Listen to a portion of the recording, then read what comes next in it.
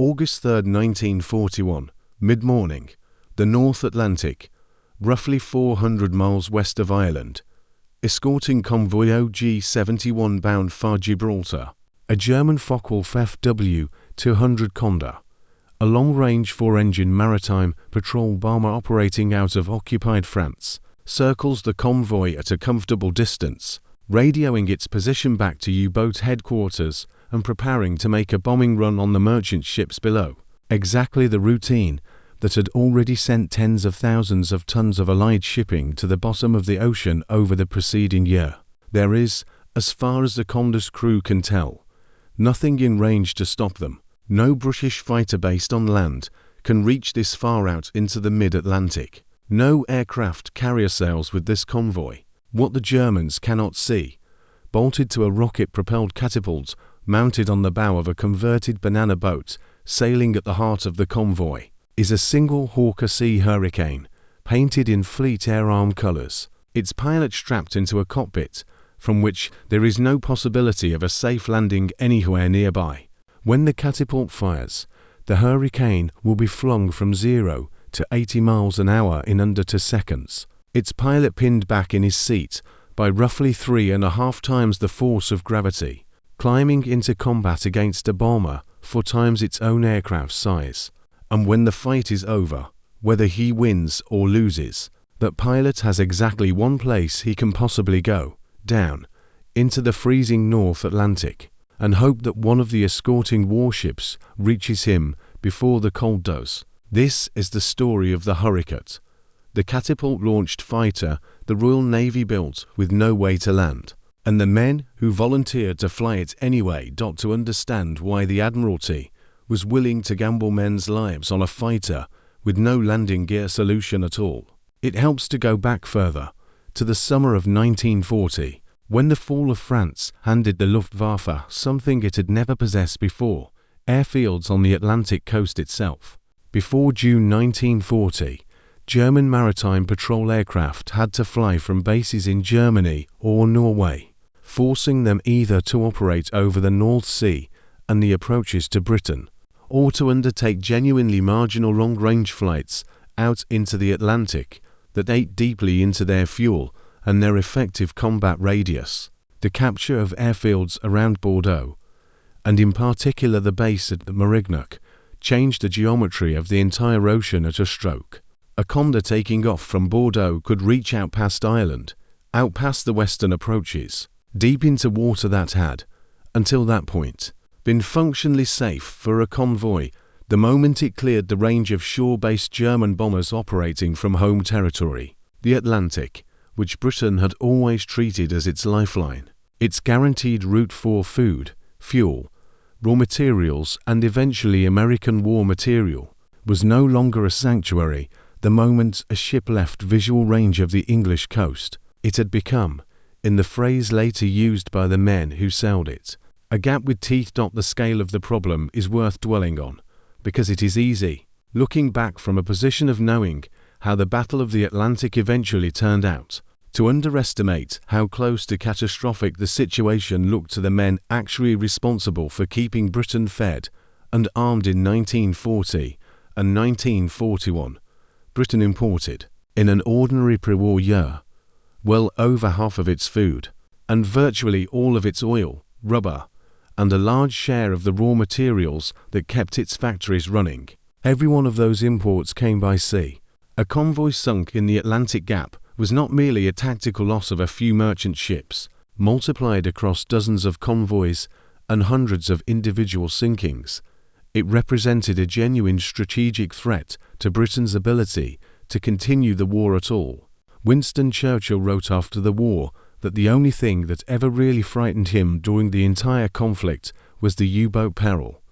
and the Condor's role in that peril, spotting convoys, directing wolf packs onto them, and bombing them directly when the opportunity arose, made it, in his own words, the scourge of the Atlantic, a phrase that was not hyperbole so much as an accurate reflection of how the aircraft was actually being used and how effectively it was being used. It's also worth understanding just how difficult A target the Condor itself was 4 existing British defences. Quite apart from the question of fighter cover, the aircraft carried a crew of 5 or 6, was armed with defensive machine guns covering most approach angles, and, critically, operated at a cruising altitude and speed that put it comfortably out of effective range of a merchant ship's own anti-aircraft armament, which in the early years of the war was often limited to a handful of Lewis guns or, if the ship was lucky, a single elderly anti-aircraft gun dating from the previous war.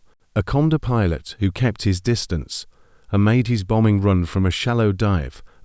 rather than pressing home a low-level attack, faced very little genuine risk from the ships he was attacking. The convoy could shoot back, but shooting back and actually hitting a fast-moving 4-engine aircraft at altitude with 1940 vintage anti-aircraft weaponry were 2 very different propositions, and German aircrew flying the Atlantic routes through this period came to understand that distinction very well. The Admiralty's initial responses to the Condor threat, in the months before the merchant ship fighter unit was formally established, were a series of stopgaps in their own right, each one revealing just how thin the available options actually were. Anti-aircraft armament on merchant ships was steadily increased, with more and better guns fitted to more vessels as production allowed, and this alone did meaningfully raise the risk to attacking Condor crews and force some of them to attack from greater altitude or break off runs they might otherwise have pressed home.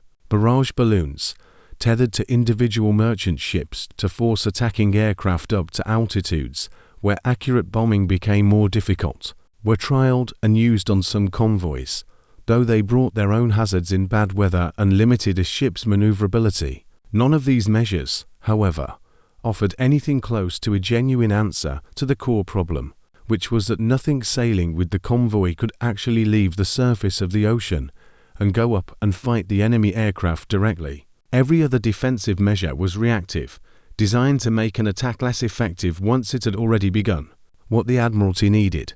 and what none of the existing stopgaps could provide, was the ability to put a fighter aircraft into the air over the convoy itself at the moment a threat appeared, regardless of where in the ocean that moment happened to occur. The strategic problem facing the Admiralty by early 1941 was, in its essentials, a problem of geography and aircraft range that no existing solution could fully close. Escort carriers, small aircraft carriers built or converted specifically to sail with convoys and provide continuous air cover across the entire crossing, were still in development and would not begin entering meaningful service until later in the war. The Royal Navy simply did not yet have enough of them,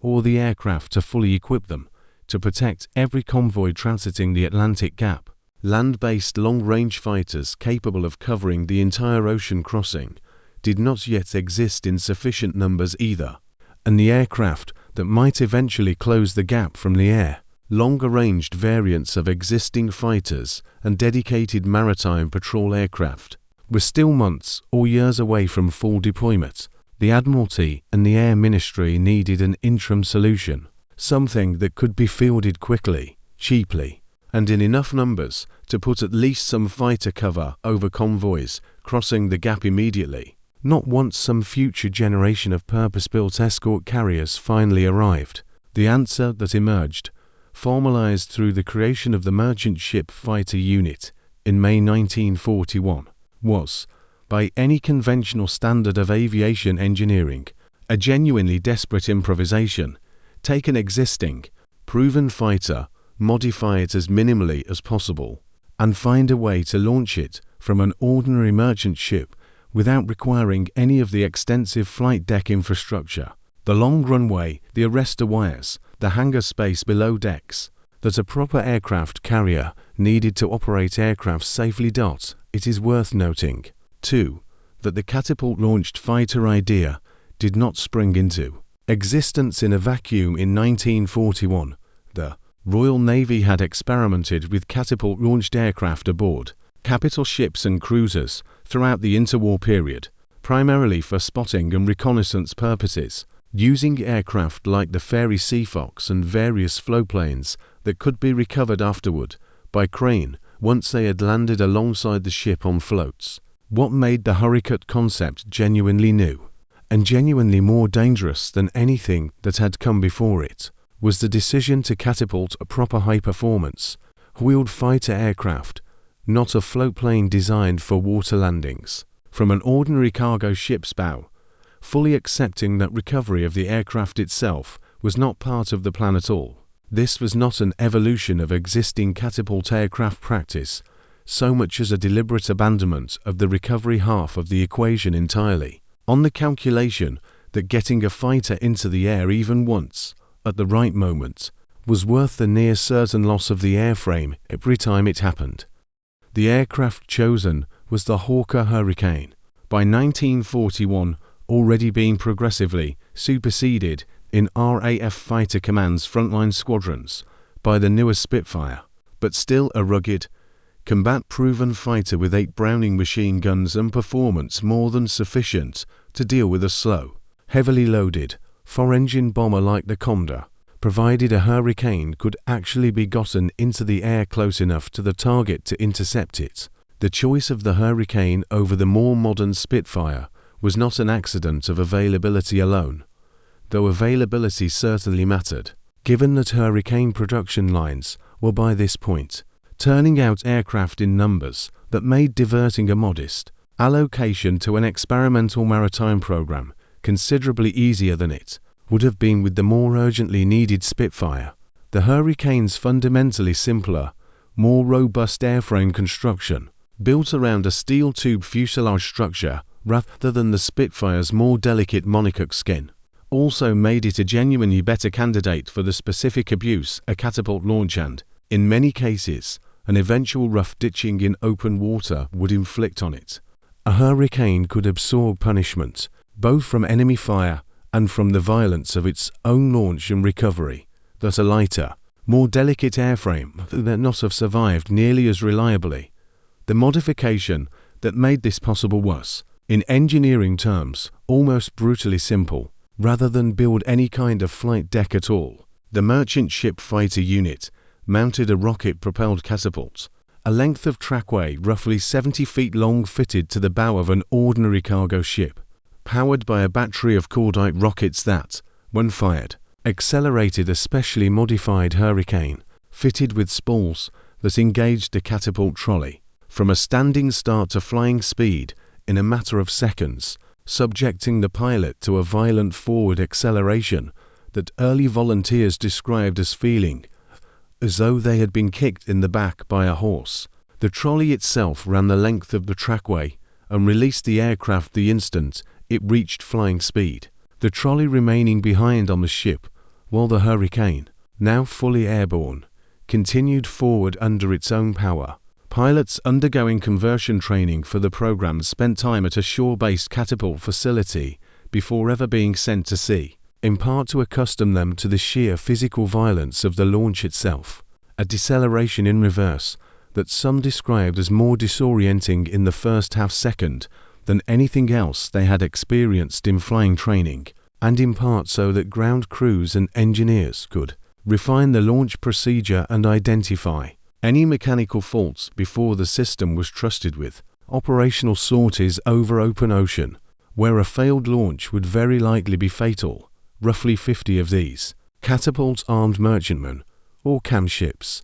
ordinary merchant vessels that continued to carry cargo on every crossing exactly as they had before conversion, were fitted with the catapult and put into convoy service through 1941 and into 1942. Each one carrying a single Hurricane and, if the ship's owners and the Navy could arrange it, a small detachment of RAF or Fleet Air Arm personnel to maintain and fly it. This detail, that CAM ships remained working cargo vessels crewed primarily by ordinary merchant Navy sailors, with the aviation detachment essentially embarked as passengers with a very specific and very narrow job, mattered enormously to how the program actually functioned day to day. The ship's master remained in command of the vessel and its cargo-carrying mission throughout the crossing. The RAF or Fleet Air Arm pilot and his small ground crew typically no more than a handful of men, be responsible for maintaining the aircraft and preparing the catapult for a launch, existed as a self-contained unit within the wider ship's company, integrated enough to be fed, housed, and coordinated with for a launch order, but distinct enough that a merchant sailor and RAF fighter pilot serving aboard the same converted freighter might have had remarkably different wartime experiences of the exact same voyage. A smaller number of purpose-manned fighter catapult ships, naval vessels like HMS Pegasus, Springbank, Origwani, and Maplin, crewed entirely by naval personnel rather than merchant sailors, performed the same basic function with a somewhat more integrated naval crew and, in some cases, limited facilities for recovering a ditched aircraft by crane rather than simply picking up the pilot and losing the fighter. HMS Pegasus, originally built as the seaplane carrier Ark Royal before that name was reassigned to the fleet carrier, lost in November 1941, and HMS Springbank, a converted banana boat not unlike many of the CAM ships in origin. Both served in this dual role of active convoy escorts and continued trials and training platform for the wider catapult fighter program, testing improvements to the launch system and to pilot procedures that would then be passed on to the CAM ships operating in less controlled, more purely operational conditions. This distinction between the naval fighter catapult ships and the merchant-crewed CAM vessels also explains why the very first confirmed combat success of the entire program came from a naval ship, HMS Maplin, rather than from one of the ordinary merchant-crewed CAM vessels. The naval ships tended to be somewhat more thoroughly worked up, with more consistent naval discipline and coordination between ship's crew and aviation detachments. In the months before the wider CAM ship fleet had fully found its footing operationally, what made the entire concept remarkable, and what earned the aircraft its enduring nickname of the hurricat among the pilots who flew it, was the single design decision the merchant ship fighter unit had made from the very beginning and never found any way around. There was no way to land. A merchant ship's bow, however sturdy the catapult trackway bolted to it, offered nowhere close to the length or the arrestor gear needed to recover a fighter aircraft returning from a sortie, and building anything resembling a proper flight deck on a working cargo vessel, one that still needed to load and unload freight in port on either end of its voyage, was never remotely practical within the time frame the Atlantic Gap crisis demanded. Every hurricat pilot who launched from a CAM ship's catapult understood, before he ever strapped into the cockpit, that his flight would end in exactly one of two ways. If the convoy happened to be close enough to land when the intercept was flown, and if his fuel held out, he might be able to nurse the hurricane to the nearest friendly airfield and land conventionally. But for the great majority of intercepts, flown far out in the mid-Atlantic precisely because it was where the condors operated and where no other air cover existed, the only option was to fly the mission, engage the enemy aircraft if one was found, and then, whether the intercept succeeded or failed, either bail out by parachute or ditch the hurricane in the sea as close as possible to one of the convoys escorting warships, in the hope of being spotted and pulled from the water before hypothermia in the North Atlantic's cold water did what enemy gunfire had not. Pilots were issued with an inflatable dinghy and immersion gear, and every escort captain sailing with a CAM ship convoy understood that recovering a downed hurricat pilot took absolute priority the moment a launch was ordered. But none of that changed the fundamental calculation every volunteer pilot made before signing up for the program. This was, by design, a single-use weapon, and the aircraft itself was almost always going to be lost on every single mission that was actually flown in earnest, regardless of whether the pilot succeeded in shooting anything down. The rescue procedure itself, refined over the course of the program's operation, generally called for the nearest escorting warship to break away from its station the moment a hurricat was launched, moving to a position from which it could reach the expected ditching area as quickly as possible once the sortie concluded. Whether that conclusion came in the form of a successful interception, a condor driven off without being destroyed, or simply a pilot returning from a fruitless search with his fuel running low. Time in the water, even with immersion gear and a dinghy, was measured in a small number of minutes before genuine danger set in during the colder months of the year, and the entire success of the program's remarkably low fatality rate depended on naval escorts treating that recovery window with the urgency it demanded every single time. Asterisk. The men who volunteered for this program were, almost without exception, drawn from RAF Fighter Command and, to a lesser extent, the Fleet Air Arm, and their motivations, as recorded in post-war interviews and memoirs, tended to center less on any illusion that the assignment was safe and more on a straightforward calculation that the Atlantic convoys needed protecting, and that flying a hurricat, whatever its risks, was a more direct and immediate contribution to that specific fight than remaining with a home-based fighter squadron. Recruitment for the merchant ship fighter unit drew pilots who had often already completed a tour with a frontline squadron, men who understood combat flying, and who volunteered for catapult duty with a full and unsentimental understanding of what the assignment actually involved, since the nature of the program, an aircraft with no landing option, was never disguised or downplayed during selection. Training for these volunteers combined conventional hurricane conversion and maritime navigation instruction with the specific, unfamiliar skills the role demanded: catapult launch procedure,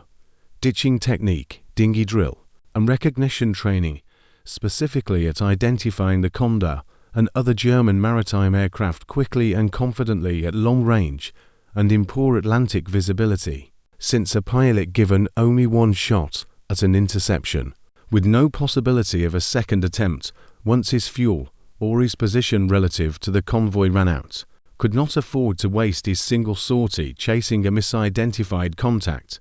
Before we get into the combat record itself, if you're finding this deep dive into WWII History Trench interesting, subscribing takes a second and supports the channel. The merchant ship fighter unit's first genuine combat success came remarkably quickly after the program's formal establishment, and it involved one of the naval-crewed fighter catapult ships, rather than one of the merchant-crewed CAM vessels, though the underlying mechanics of launch, intercept, and inevitable ditching were identical across both categories of ship. On August 3, 1941, HMS Maplin, sailing as part of the escort for convoy OG-71, bound from Britain to Gibraltar, detected an approaching Focke-Wulf Condor shadowing the convoy from a distance, exactly the kind of contact that, left unchallenged, would typically result in the Condor either bombing the convoy directly or, just as dangerously, radioing an accurate position report back to waiting U-boats. Lieutenant Robert Everett, a Fleet Air Arm pilot attached to Maplin specifically for this kind of intercept, was ordered to launch. The rocket catapult fired, flinging Everett's Hurricane off the bow and into the air within seconds, and he climbed to intercept the Condor, closing on the much larger four-engine aircraft and pressing home an attack with his Hurricane's 8 machine guns. The Condor, hit repeatedly and unable to outrun or outmaneuver a purpose-built fighter despite its considerable size, went down into the sea, the first confirmed kill credited to the merchant ship fighter unit's catapult program and, more importantly for the immediate convoy it had been protecting, one shadowing aircraft that would never radio a position report to any U-boat. Having shot down his target, Everett had nowhere to land. He turned his Hurricane back toward the convoy, bailed out or ditched close to one of the escorting ships, depending on the specific account, and was recovered from the water within a comparatively short time, cold, shaken, but alive, having just demonstrated in a single sortie that the entire improvised concept the Admiralty had gambled on could actually work exactly as intended: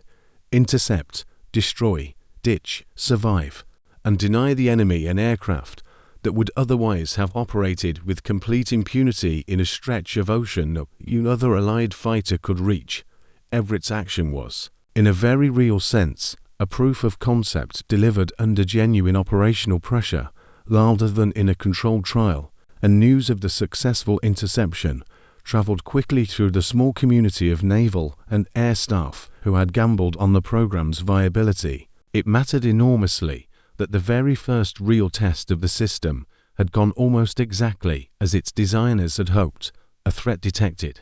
a launch ordered and executed without mechanical failure, an interception successfully pressed home against a genuinely dangerous target, and a pilot recovered alive despite having no possibility of a conventional landing anywhere within reach. Had Everett's Hurricane failed to catch the Condor, or had the catapult malfunctioned, or had the rescue taken too long and cost the Navy a trained fighter pilot on the program's very first operational engagement, the entire concept might have faced serious institutional doubt at a moment when the wider CAM ship fleet was still being worked up and expanded. Instead, the action gave the merchant ship fighter unit exactly the validation it needed to continue expanding through the remainder of 1941, with more CAM ships entering convoy service and more volunteer pilots completing the specialized training the role demanded.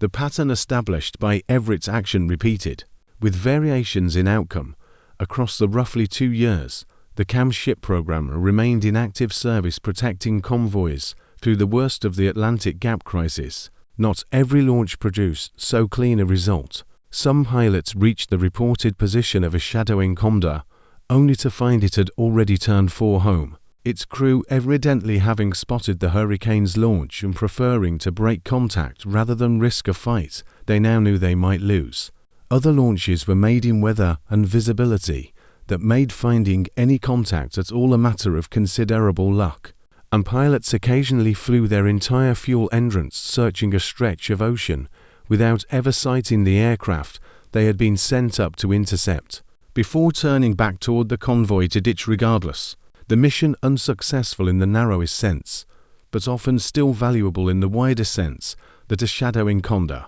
aware a fighter had been launched, had already broken off and fled the area before the Hurricane pilots ever got close enough to confirm the sighting himself. Records, compiled after the war, credited hurricat pilots launched from CAM and fighter catapult ships with roughly 8 confirmed aerial victories over the life of the program. The great majority of them Focke-Wulf Condors caught shadowing or attacking convoys in exactly the circumstances the program had been designed to address, for a total of somewhere in the region of 175 actual combat and non-combat catapult launches conducted across the war, the great majority of launches never resulting in an actual engagement at all, since a considerable proportion of sorties were flown simply to drive off a shadowing aircraft before it could complete a useful reconnaissance report, or to force an attacking Condor to break off its bombing run and flee rather than press home an attack it might otherwise have completed unopposed.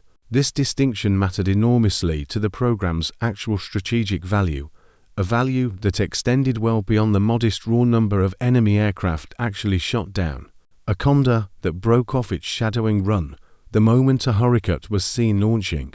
without ever being shot down at all, had still failed in its mission, just as completely as one that was destroyed outright, since a convoy whose position had not been successfully reported back to U-boat headquarters was a convoy that stood a meaningfully better chance of reaching its escort's next waypoint, or its destination, without being intercepted by a waiting wolf pack. The mere existence of the hurricat threat,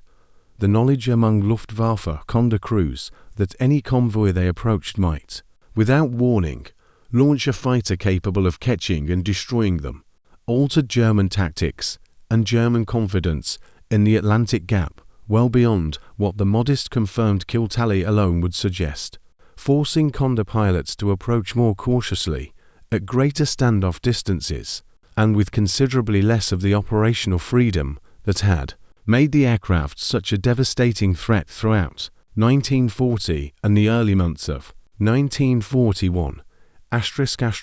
This deterrent effect is difficult to quantify with the same precision as a confirmed kill count, but German aircrew accounts and post-war analysis of Kampfgeschwader 40's operational patterns through late 1941 and into 1940 to point consistently toward a growing caution around any convoy suspected of carrying a camship. Since a condor crew had no reliable way of knowing, purely from visual observation at a distance, whether any particular convoy included a catapult-equipped vessel among its merchant ships, the mere existence of the program introduced genuine uncertainty into every approach a condor crew made toward any convoy at all, regardless of whether that specific convoy actually carried a hurricat. This uncertainty, multiplied across dozens of convoys and hundreds of individual condor sorties over the program's operational life, represented exactly the kind of asymmetric psychological and tactical pressure that a numerically small, materially modest program could exert disproportionately to its size, a lesson that would recur throughout the war in other contexts where a limited but genuinely dangerous countermeasure of enemy behavior across an entire theater of operations, not merely in the specific instances where that countermeasure was actually deployed. Not every hurricat mission ended as cleanly as Everett's first success, and the program's history includes several individual actions that illustrate both the courage required of these pilots and the genuine unpredictability of combat conducted under such constrained circumstances. In November 1942, Flying Officer Norman Taylor, launching from a CAM ship escorting a convoy in the Atlantic, intercepted a condor shadowing his convoy and pressed home an attack that damaged the German aircraft severely enough to force it to break off and turn for home. Trailing smoke, though it was not confirmed destroyed, Taylor himself, having exhausted his fuel in the pursuit, ditched successfully and was recovered, another sortie that achieved its practical purpose, denying the enemy an accurate position report and driving off an active threat, without necessarily producing a clean, confirmable kill of the kind that made for the tidiest post-war statistics. Actions like this one were arguably more representative of the program's typical operational experience than Everett's dramatic first victory. A great many hurricat sorties ended not with a confirmed destroyed enemy aircraft, but with a condor driven off, damaged, or simply deterred from completing its reconnaissance or bombing run, outcomes that mattered enormously to the convoy being protected even when they did not add to the tally of confirmed victories credited to the pilot involved. The human cost of the program, while genuinely severe in the sense that almost every operational launch ended with the loss of an extremely expensive fighter aircraft into the sea, proved considerably lower in terms of pilot fatalities than the program's own designers had originally feared when the concept was first proposed. Across the full run of the merchant ship fighter unit's operations, only a small number of pilots, generally cited in post-war accounts as one or possibly two men across the entire program's operational history, were killed either during the catapult launch itself or in the ditching and rescue process that followed a completed sortie, a remarkably low fatality rate given the inherent violence of a rocket-assisted 0-2 flying speed launch and the near certainty that every mission would end in a cold water ditching somewhere in the North Atlantic. That relatively low casualty rate owed a great deal to the discipline the Royal Navy and RAF built into the rescue procedures surrounding every launch. Escort captains understanding from the outset that a hurricat pilot in the water represented a recoverable asset whose survival depended entirely on how quickly a nearby ship could reach him, and to the genuinely rugged design of the Hurricane airframe itself, which proved capable of absorbing a violent catapult launch and, when necessary, a rough open water ditching without routinely killing or seriously injuring the pilot strapped inside it.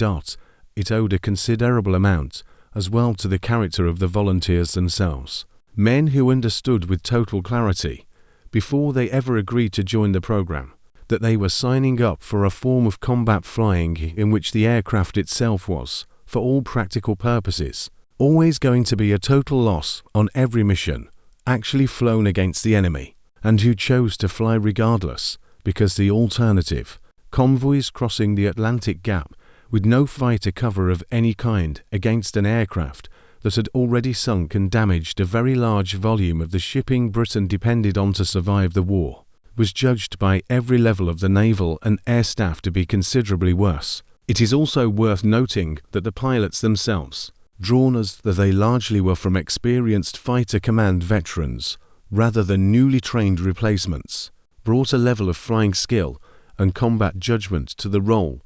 that likely contributed meaningfully to the program's survival statistics. A pilot who had already flown through the Battle of Britain-Oran operational tour over occupied Europe arrived at the merchant ship fighter unit with an instinctive command of his aircraft that made both the violent catapult launch and the eventual open water ditching considerably more survivable propositions than they might have been in less experienced hands. The psychological demands of the role deserve particular attention, since they set the hurricat pilot's experience apart from almost every other category of fighter pilot serving anywhere in the war. A pilot flying from a conventional airfield, even one engaged in the most desperate defensive fighting of the Battle of Britain, could reasonably expect, barring being shot down, to return to a runway, refuel, rearm, and fly again within hours. A hurricat pilot, by contrast,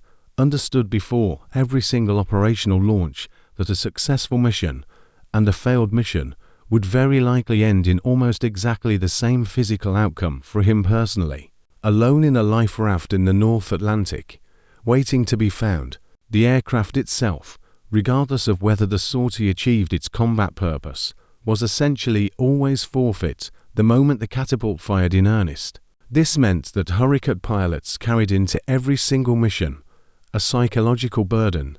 distinct from ordinary combat flying, not the standard fear of being shot down by an enemy, though that fear certainly remained present unreal, but the calm, accepted certainty that even total success in the air would be followed, within the hour, by a cold, uncertain swim and an uncertain wait for rescue. Pilots who served in the program and later gave accounts of their experience frequently describe this as, in some ways, a more manageable form of anxiety than conventional combat flying precisely because the outcome was so predictable. There was comparatively little uncertainty about what would happen after an engagement, however it went, which some pilots found, paradoxically, easier to prepare for mentally than the more open-ended uncertainty of returning to a contested airfield under conventional combat conditions. ***, the hurricat program's operational lifespan proved,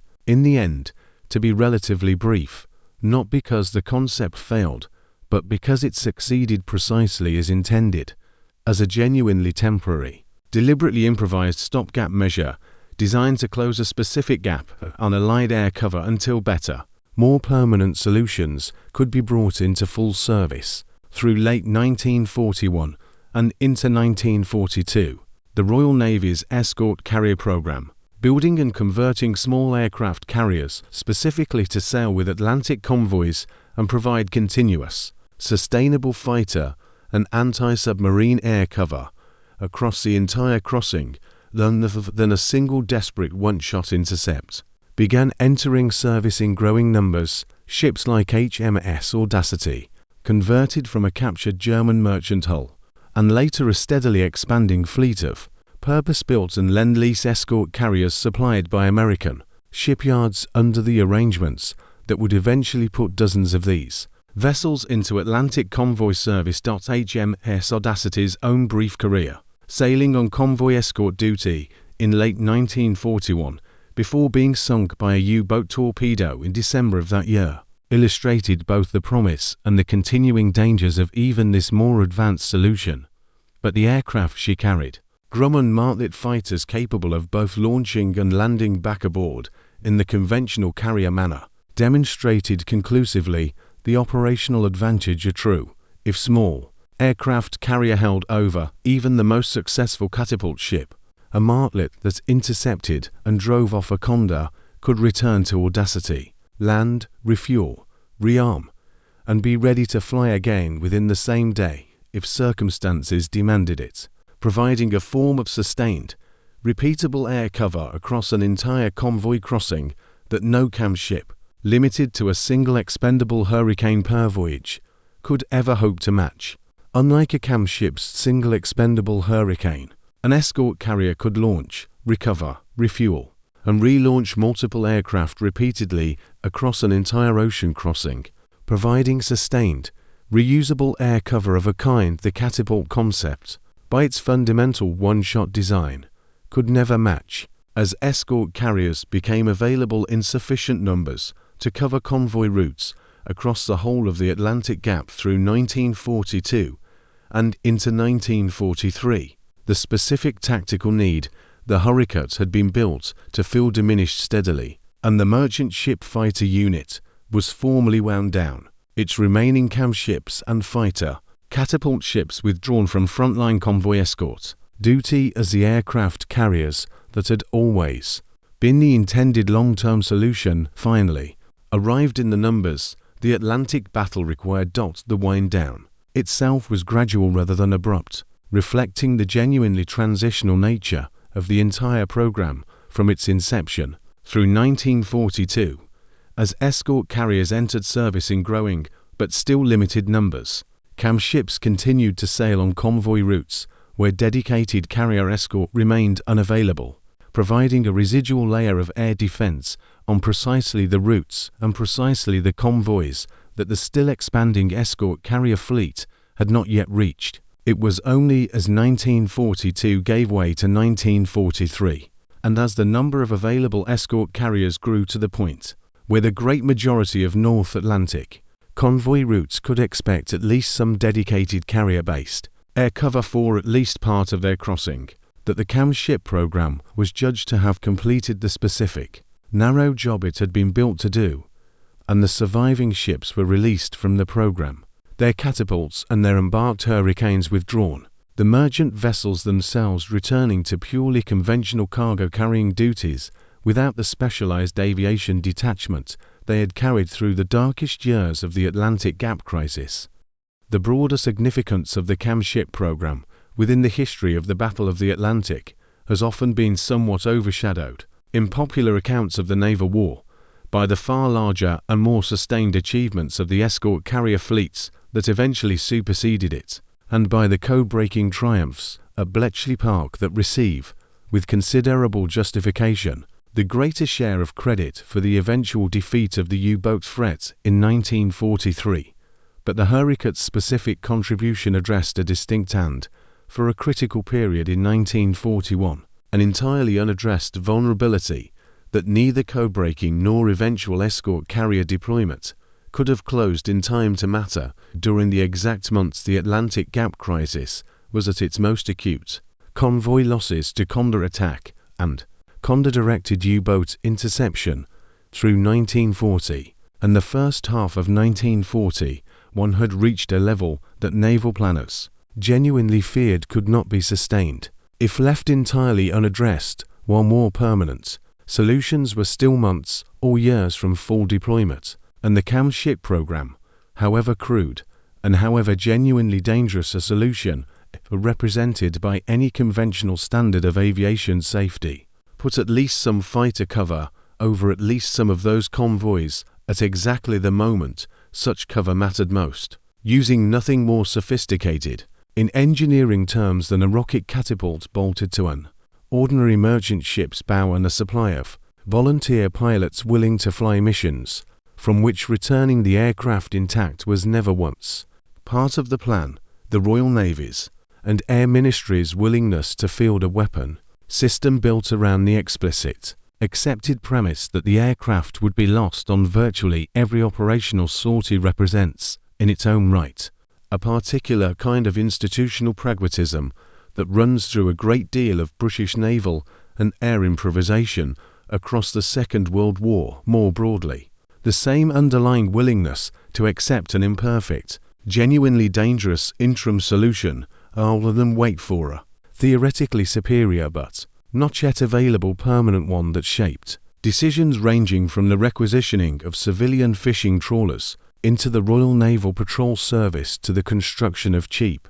expendable monitors built around recycled Great War gun turrets. The hurricat, in this sense, sits squarely within a broader pattern of wartime engineering philosophy that consistently prioritized getting an adequate, capability into the field, immediately overweighting, for an ideal capability to arrive on its own schedule, a philosophy that cost the aircraft themselves almost total attrition across the program's operational life, and that asked a comparatively small number of volunteer pilots to accept odds and working conditions that no peacetime aviation safety board would ever have approved, in exchange for closing, even partially and even temporarily, a gap in convoy protection that German bombers and submarines had been exploiting with near impunity across the middle years of the war. This same pragmatic tradition can be seen echoed in other, less celebrated corners of Britain's wartime improvisation, and placing the hurricat alongside these other examples helps illuminate exactly what kind of institutional culture made a program, the merchant ship fighter unit, possible in the first place. The decision to arm merchant ships with obsolete naval guns dating from the First World War, to fit ordinary trawlers with minesweeping gear, and send them out to do a navy's work under fishermen's captains, hastily commissioned into the Royal Naval Reserve, to build the so-called Woolworth carriers, cheap and rapidly constructed escort carriers built on merchant hulls specifically because proper fleet carriers took years to build and could not be produced in the numbers the Atlantic battle demanded, all reflect a consistent willingness within the British war machine to accept a genuinely imperfect solution deployed immediately over a theoretically superior solution that might not arrive until the crisis it was meant to address had already done its worst damage. The hurricat was, in this light, not an isolated eccentricity, but one clear expression of an approach to wartime problem-solving that showed up again and again across the Royal Navy's improvised response to a submarine and air threat that had, for a period in 1940 and 1941, come alarmingly close to genuinely threatening Britain's ability to continue feeding and supplying itself at all. By the time the last CAM ships were withdrawn from active convoy escort service, the specific threat the program had been built to counter, the Focke-Wulf Condor's ability to operate with relative freedom across the mid-Atlantic gap on Allied air cover, had itself been substantially reduced, partly through the direct efforts of hurricat interceptions and the deterrent effect of the program's mere existence, and partly through the broader arrival of escort carriers, longer-ranged land-based patrol aircraft, and improved anti-aircraft weaponry aboard the convoy escorts themselves, all of which combined to make the Atlantic gap a steadily less permissive environment for German maritime patrol aircraft to operate in through 1942 and 1943. The Condor threat did not disappear entirely, and Luftwaffe maritime aircraft continued to pose a danger to Allied shipping through the middle years of the war. But the specific, acute crisis of 1940 and 1941, convoys crossing a stretch of ocean with no air cover whatsoever against an aircraft that could shadow, bomb, and direct U-boats onto them with almost total impunity, had been meaningfully addressed, and the hurricat's brief, violent, genuinely dangerous operational career had played a real, measurable part in closing that gap during the exact window when nothing else available to the Admiralty could have done so nearly as quickly. What the hurricat program ultimately demonstrated, in the specific, narrow sense that mattered to the convoys it protected, was that an aircraft's usefulness in wartime was never simply a function of how modern, how survivable, or how conventionally deployable it was, but of how precisely it addressed the specific tactical gap that existed at the specific moment it was needed. A hurricane launched from a rocket catapult with no possibility of landing was, by any normal peacetime standard of aviation practice, an almost absurd proposition. A fighter aircraft treated as effectively disposable on every mission it flew, crewed by volunteers who accepted from the outset that survival, while genuinely likely given the program's actual safety record, was never guaranteed, and that the aircraft itself, however expensive and however capable in isolated combat against a Condor, was essentially a consumable item rather than a reusable military asset, and yet, for the specific and acute crisis it was built to address, an aircraft that could reach a shadowing or attacking condor hundreds of miles out into a stretch of ocean who other allied fighter could touch. At exactly the moment such an interception mattered most to the convoy sailing beneath it, the cam ship and its expendable hurricane accomplished precisely what more conventional, more survivable, and considerably more expensive solutions could not yet accomplish on the timeline. The crisis actually demanded. Robert Everett's action off convoy OG-71 on August 3, 1941, proved the concept in the space of a single sortie: launch, intercept, kill, ditch, rescue, a sequence that could never be repeated by the same aircraft or, in most cases, even by the same pilot on a second occasion, and that nonetheless repeated across roughly 175 launches by a small number of volunteer pilots flying an aircraft explicitly designed with no way home, helped hold a critical gap in Britain's Atlantic lifeline open precisely the moment it was closest to being torn apart entirely. In the wider sweep of the Second World War at sea, the hurricat occupies only a modest place, a program that lasted barely 2 years, that never numbered more than a relative handful of aircraft and pilots at any one time, and that was always understood, even by the men who designed it and the men who flew it, to be a temporary answer to a temporary crisis rather than any kind of lasting solution to the problem of protecting convoys at sea. But temporary answers, deployed at exactly the right moment, can matter enormously, and for the specific stretch of ocean and the specific stretch of time in which no other answer existed at all, the hurricat, an aircraft with no way to land, flown by men who understood that fact completely and volunteered anyway, held open a lifeline that Britain could not have afforded to lose.